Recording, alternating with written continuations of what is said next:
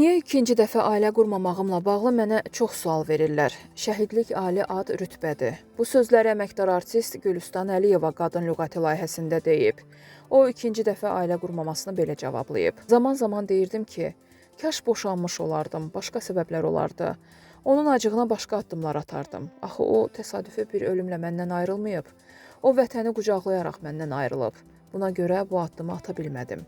Həmişə deyirlər ki, əvəzolunmaz insan yoxdur. Düzdür, amma yerinə qoya bilmədiyimiz insanlar var. Onun yerinə kimsə qoya bilmədim. Bu haqda heç vaxt düşünmədim.